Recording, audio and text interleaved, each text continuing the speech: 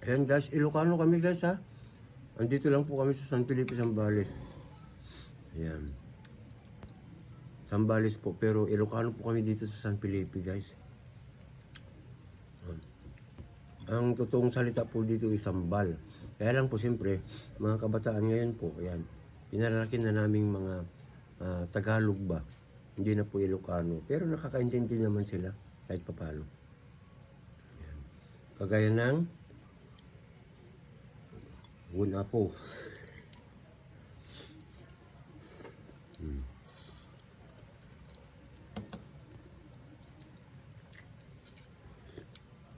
Mamayang gabi po, nasa YouTube po kami.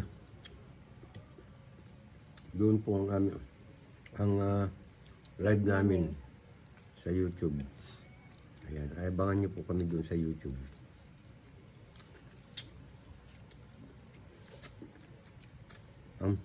Ang YouTube channel po namin is Banggol TV 27 po. Magkakadikit po yun. Ayan po. At siyempre, kakantahan namin kayo doon.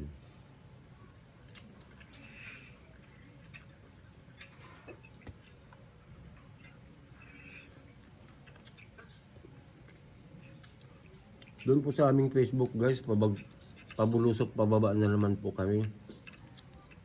Baka pwede pong pakilagay kami sa inyong mga favorites. Ano po, nasa settings lang po yun sa Facebook. Ayan, para po sana makita nyo lahat po ng mga uploads namin. Ilagay nyo po kami sa inyong mga favorites. Ayan po guys. Kasi po papula na naman. Pag namula po yung aming dashboard, ibig sabihin nun, itatago na naman po kami kasi po naka-restrict pa rin kami hanggang ngayon po. Ayan. Kaya sana po tulungan nyo kami sa aming Facebook. Ayan. At Asinas de la Cruz Michael lamang po. Ayan.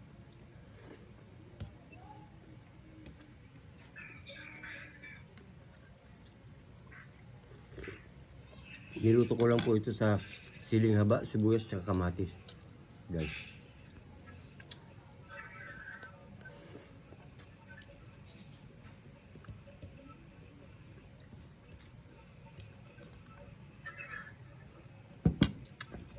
Kinamatisang hipon. Ayan. Yan po ang ulam namin. Kinamatisang hipon. Madali lang po lutuin kung nagmamadali. Kasi po, sa totoo lang, gumawa muna kami ng aming mga videos bago ako nagluto. So, ito na lang napakadali. Di ba? Kinamatisang hipon.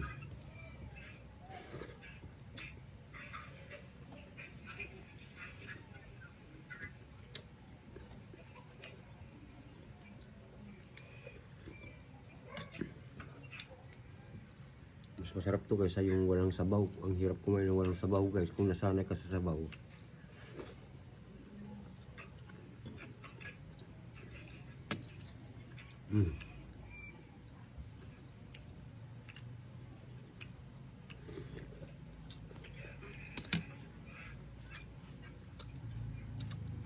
Ayan guys, abangan nyo kami sa aming YouTube channel.